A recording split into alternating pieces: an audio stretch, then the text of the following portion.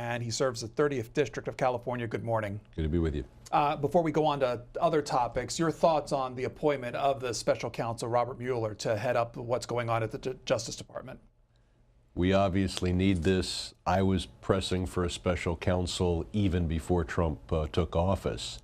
And Loretta, I formally made the request to Loretta Lynch. She went on television and said, no, I'm not going to do it. Better late than never. We need an independent counsel to tell us whether there's evidence of collusion between the Kremlin and Trump. And I'm hoping that Mueller will interpret his writ to also include whether there's been obstruction of justice on either that investigation or the related investigation of General Flynn and Russia and failure to accurately disclose his finances. And the obstruction of justice concerns, is this from the memo that came out reported the last couple of days? Well, there are at least two elements. One, efforts to try to press Comey to stop the investigation, whether that investigation be into possible collusion with the Trump campaign or Flynn's failure to disclose, et cetera. And then the second would be firing Comey. If you can't persuade him, get rid of him is another way to obstruct justice. So we've got to look at collusion during the campaign and obstruction of justice that may have occurred during the presidency. Mueller's got a lot of work. It says you have a law degree from Harvard, so what's the standard then in proving those, either obstruction of justice or collusion? What do you have to find as far as looking at evidence is concerned? Well, frankly, this will be, this is not going to be determined in a court of law. It's going to be determined over there in the United States Capitol. At this point, there's no serious effort to impeach the president, but the Constitution does says high crimes and misdemeanors, and we'll be applying a criminal law standard, or at least a definition of has a crime occurred. If you collude with Russia to cyber burglarize the DNC, that's a crime. If obstruction of justice is a much more complicated crime to define, you have to be aware that there's an investigation and then try to block that investigation. So, but if there were solid facts of either of those crimes, then I think people would be talking about high crimes and misdemeanors. Right now, I'm just chagrined by the jaw-dropping incompetence of this administration, which may be less profound. I mean, it's not an impeachable offense, but my God, when it comes to the conduct of foreign policy, it's scary. As this investigation goes forward at the Justice Department, do you think it diminishes or at least changes the scope and shape of what's going on in the House and the Senate when it comes to its own investigations, and are those still necessary?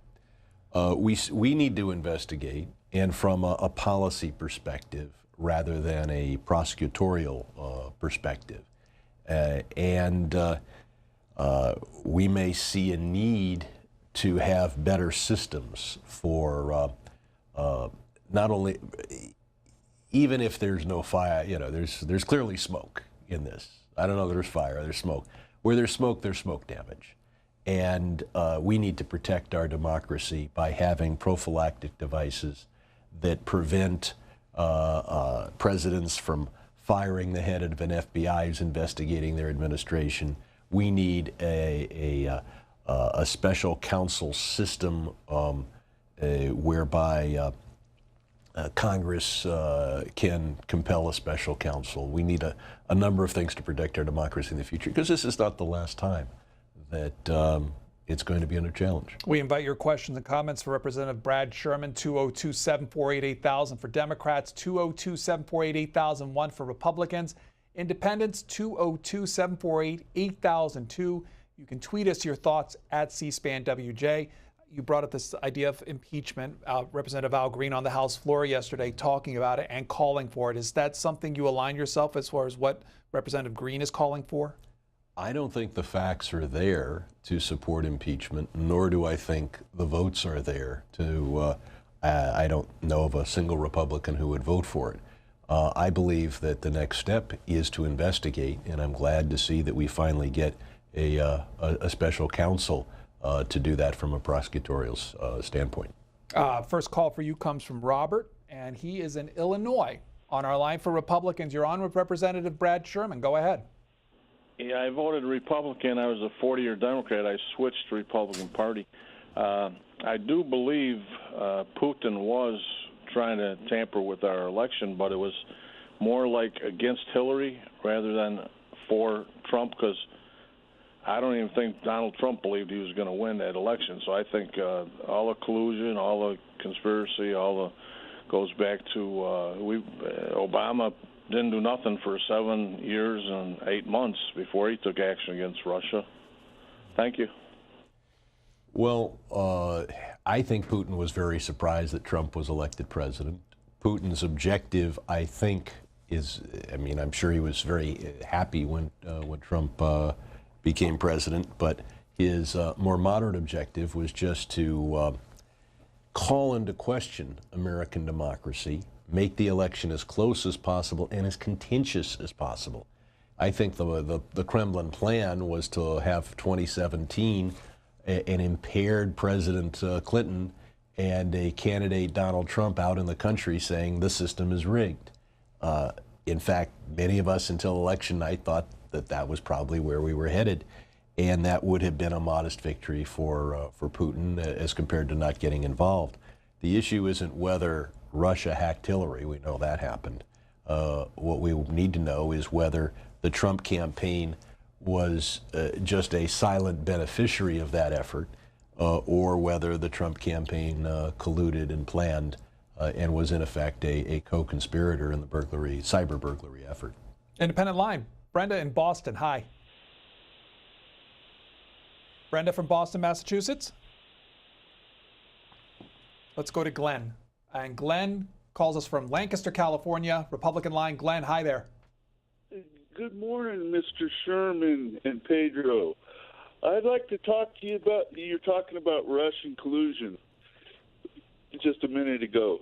What about Hillary Clinton and Bill Clinton, an impeached president, meeting with Loretta Lynch on the tarmac in the Silicon Valley they helped build in Russia? Is that colluding? And what? I'm not aware of a Silicon Valley in Russia, let alone one built by either Mr. or President Clinton or Hillary Clinton. Obviously, that meeting on the tarmac was ill-advised and worked against the efforts of Hillary Clinton's campaign. Had that meeting not taken place, it would have, who knows what the election result would be. This election was so close that even things that are of modest importance could have been decisive. I mean, you're talking about 0.3 of a point in Michigan, 0.7 of a point in Pennsylvania. A viewer off of Twitter says, when it comes to Robert Mueller, asking you if you trust him to investigate thoroughly and not sweep it under the rug, will he follow it wherever it may lead? I trust him. He will certainly look for possible collusion. I don't know if it's a matter of trust, but I hope that he interprets his mandate to include possible obstruction of justice that may have occurred after Trump became president, not just the initial effort. I mean, it's always the cover-up. So as long as he interprets his mandate appropriately, I trust him to.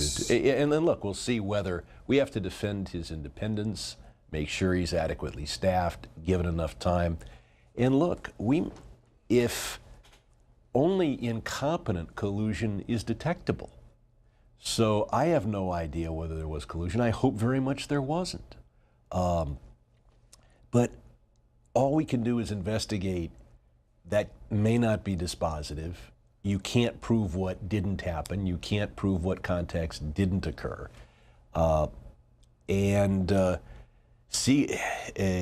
Competent collusion would never be detected. From California, Republican line, Roberta, hi there. Hi, Mr. Sherman. I've called your office often.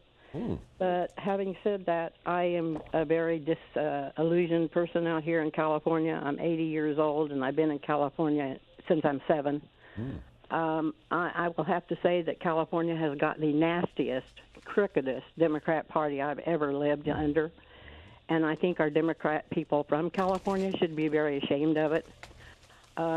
Since they now have came out and said if we don't agree with the politics of the immigration, we're white supremacists. I don't know what to do with that, but not one of our Democrat people in Washington or in California has said anything about it, and I think the American public should know how California Democratic Party is this nasty and this disagreeable. Having said that, I see you're wrinkling your forehead. Well, young man, just go listen to the senator from California, the Democrat state senator from Los Angeles. Having said that, I would like to know why we shouldn't have Mr. Comey gone, because they didn't put Hillary Clinton under oath when they talked to her. They did things that were totally un-American when it came to her investigation. And oh my goodness sakes, people actually, since you didn't take care of the country for 7 or 8 years, you are so shocked that we got Donald Trump. I don't know why you're shocked. To me, it makes total sense that we have him. Let's see, we talked about gay people, we talked about policemen, we talked about military, we talked about bathrooms. We didn't do anything for 90% of the American public for 8 years except lie to us about health care. Let's see, they did do... Okay, Carl, you put a laundry list out there, so we'll let our guests take something from that, yes. First of all, I was not shocked to see Trump win. I think many others were. I was a bit surprised, at least. I thought he had only a 1 in 3 shot. And I saw the TPP, the Trans-Pacific Partnership, and other trade deals as being absolutely decisive in that. If you want to ask why we lost, look where we lost. We lost in the states that cared most about stopping TPP. As to immigration and saying that anyone who disagrees with this or that immigration policy is a white supremacist, I don't know. I certainly don't think that reflects the Democratic Party. The fact is, President Obama deported many, many people. Was called by some the deporter-in-chief. No one has ever referred to President Obama as a white supremacist. So there's a range of opinion on immigration. I hope we get comprehensive immigration reform. I think it's simply morally wrong to deport 11 or 12 million people who have become part of our society. And at the same time, if we're going to be able to legalize those people, and it's so important to me, and I represent so many people who live in fear, we're going to also get border enforcement, immigration enforcement. That was the deal that was set to go over a decade ago, and unfortunately is not law yet. You serve on the Foreign Affairs Committee. I wanted to get your thoughts. There's a story in the Wall Street Journal about the information that was shared in the White House with the foreign minister and the ambassador. They're saying that it's an Israeli source that's at the basis of it. First of all, what do you think about the information that was shared and what might have resulted from it, and the fact that the president indeed shared it? Well, he clearly made a mistake, and what bothers me is just how jaw-droppingly incompetent this administration is. It wasn't that they thought through a process. Let's reveal this little bit of a fact to Russia, and that will have that. He's just shooting off his mouth, bragging about how we have good information, and so he shares some of it with the Russians. That being said, I'm not. I don't think that foreign intel agencies will be a little more reluctant to share information with us, and there's the initial blame certainly has to go to the president for revealing that. But also there are those who leaked the fact that the president made a mistake. If that fact hadn't been leaked, then the Israelis would know, because we'd be obligated to tell them, hey, we shared some information with Russia, and they might be reluctant to share information with us, although the ambassador has said they won't be. But now the whole world reads about it. So if you're an operative with the intelligence services of Jordan or Japan or Britain, you have every reason to take a deep breath before you share information with the United States. And had the leakers not revealed that, the harm to our exchange of information would be less than it was. But obviously that harm starts with Trump shooting off his mouth for no reason. Is the harm irreparable? It's there'll be, you can't unring the bell, but it was one ring. I think that intel services around the world have a lot of respect for our intelligence agencies. They'll put this in context and say this was one big, unforced, stupid mistake, and will act accordingly. But years from now, if you're right on the line, do you share this with the United States or not? People will remember this. As far as the Israelis, is this when it comes to harm, as far as information sharing, what do you think it does in the long term, given the relationship of our two countries? Well, the relationship is very strong. Intel sharing will continue. Israel gets a lot of help from the United States and always wants to show that it's a two-way street. And one of the most valuable things we get from Israel is intelligence. And if, for the general public, this illustrates how important that intelligence is. You have the two most powerful militaries, I guess or two of the three most powerful leaders in the world meeting, and when they think in terms of good intelligence, they think of what Israel has provided. So, we spend about 1/2% of our total national defense, national security budget helping Israel and its defense. And I think that turns out to be a very good investment. Israel's on the front lines fighting the same people that are trying to kill us. This is from New York, Independent Line. Chris, hi. Hi, Pedro. How are you? And hi, Mr. Sherman. How are you? Good to be with you, Chris. Hello? You're on. Hello. Go ahead, Chris. Well, the point I wanted to bring up was I think going back to the debate, Mr. Trump talked about how in politics everything is pay to play, and pointing out the Clintons essentially was making money off of certain deals that they were making with foreign policy. I think Trump, through his bankruptcy, couldn't get money from the banks here, so he went to Russia. So that has a play in it, and so therefore that's where the money comes into play with Mr. Trump and with Russia. There is he accountable? Still owing money to Russia, and I think that's the one thing that they need to continue investigating. And we had the one lawyer here in New York that he fired that was investigating that. So I hope they stay focused on that aspect of it. And I'll take your comments off the air. Thank you. I'd say we need to look at Donald Trump's tax returns, but not just the Form 1040, the personal return, but also the returns of each of the hundreds of business entities that the Trump organization controls. And we need to look for not just investments in Moscow or Russia, but whether oligarchs who are very close to Putin are major investors in Trump enterprises. That being said, there's nothing illegal about doing business with Russian oligarchs before you're president of the United States.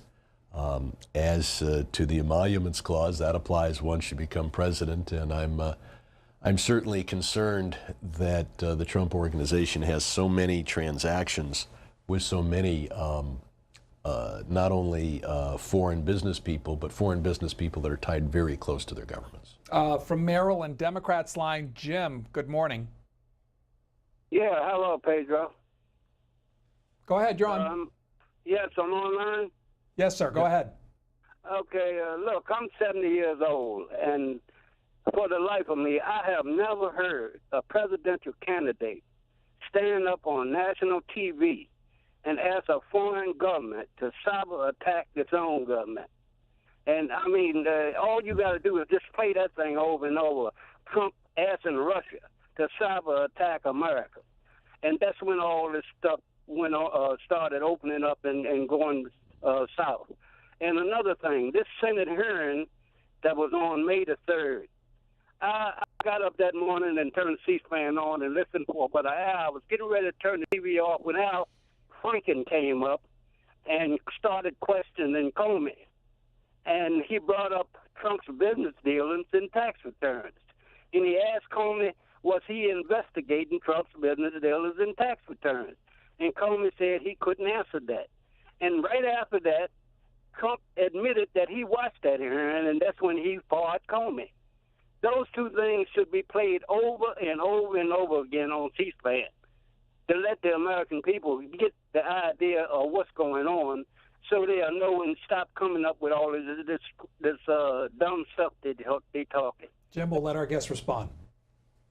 I don't know if there's much of a response except to say that I don't think that the firing of Comey is going to derail this investigation. We get an independent counsel, and we get the men and women of the FBI continuing their investigation. So it would trouble me if the president was trying to halt or thwart an investigation. And it would trouble me if the president was so sloppy, so unknowledgeable that he thought he could. The president is set to make a trip overseas, several countries, including Saudi Arabia, Israel, Rome, and the Vatican, Brussels for the NATO meeting, Sicily for the G7 meeting. What do you think about not only the trip itself, the destinations, and what the president wants to accomplish? You know, it's a well-planned trip. He is hitting the right meetings at the right times. He goes with a cloud over his head. People who meet with him have to wonder whether he can function as president for the next 4 years and whether he's likely to. It'll be interesting to see. My guess is he'll try to go and not make news because he's made too much news this month already. When it comes to Israel specifically, a couple of things. First of all, what do you think about the interaction, especially in light of what happened with the information sharing in the Oval Office with the Israeli leadership? Well, I think that the Israeli government has done Trump a bit of a favor by the statement by the Israeli ambassador saying, we're going to continue to share information and we have total confidence in the intelligence services of the United States. The biggest argument against what Trump revealed to Russia was that it could impair sharing of information, and here you have the ambassador saying, no, it won't.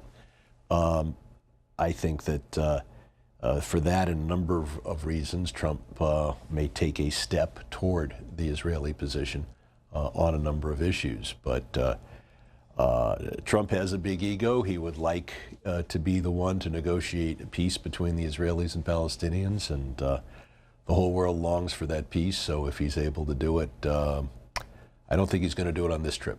Stemming from that, there's a story from ABC saying that at least on this trip, there's going to be no planned announcement of moving the U.S. Embassy to Jerusalem.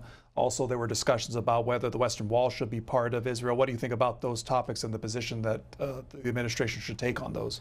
Well, the embassy, the site for the embassy has been there since the 1950s, I believe.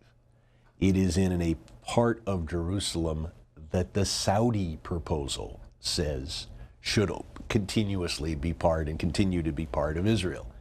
So I realize this is a hot button symbolic issue to everyone, but since everyone agrees that the portion of Jerusalem that was in Israel in 1967 will always be part of Israel, since that's the Saudi position, you would think that putting our embassy there is something we should have done in the 1950s and something we should do today. The U.S. position is that the status of Jerusalem, or at least the status of those portions of Jerusalem that were not within the 67 boundaries, is a final status issue. Israel has annexed Jerusalem. I think Jerusalem is the eternal capital of Israel. And I think that it makes sense for the United States to recognize that. What are the exact contours of Jerusalem, where the city stops and suburbs, particularly Arab suburbs, begin, is, I think, something for the negotiating table. A Republican line, Tennessee, Cooksville, Tennessee. Cal, go ahead. Good morning. Thank you for taking my call.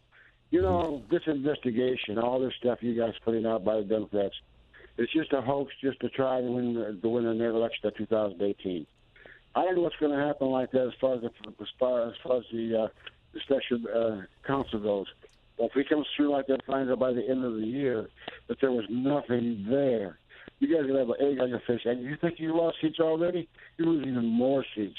And by the way, I predict that at least 7 senator seats the Democrats will lose before it's all said and done. But I'll tell you about a real investigation. Bill Clinton, like that, when he was in office like that, there was a guy named Vince Foster. And by the way, someone said he committed suicide. He didn't do that. Friends offered him to be assassinated. This boy, Rich, who last year was part of the DNC, like that, and was a whistleblower out of the DNC, and gave something to WikiLeaks. You guys had him murdered, and that's why only one investigator from the Washington D.C. Police Department is investigating it. But you guys had him murdered. Okay, we'll leave it there. The investigation of Donald Trump with a special counsel is not a Democratic decision. That's a decision that was made by the Trump administration. The absurd conspiracy theories against the Clintons speak for themselves, but keep in mind, it is the Trump administration that controls the FBI. Obviously, they'll be appointing somebody new.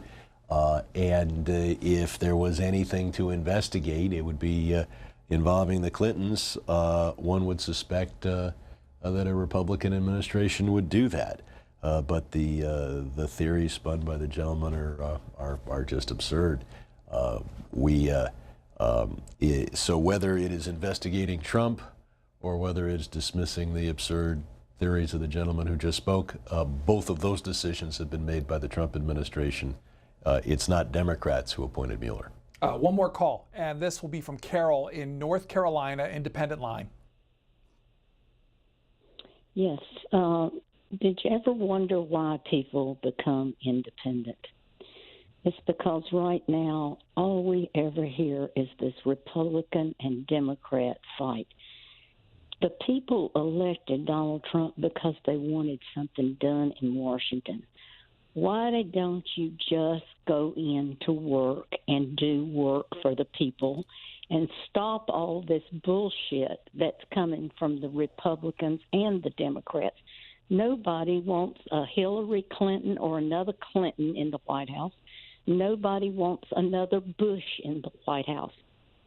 Thanks, caller. I go to work every day to work for the people of the country and the people of my district. Everyone in the country wants something done in Washington, but that's a rather vague statement, and there is actually more disagreement among people in the country as to what should be done. And it's easy to say, go to Washington and do something, and then assume that the something that will be done is the something that you agree with. So I look forward to going to work right after this show, and I agree with the caller, though, that the level of discord between Democrats and Republicans is not healthy. Representative Brad Sherman, Democrat from California, a member of the Foreign Affairs Committee. Thanks for your time this morning, sir. Thank you. You may have seen it on C-SPAN or maybe another media outlet. It was President Donald Trump visiting the Coast Guard Academy. And during his speech to the cadets there, he talked about his perception, at least, of how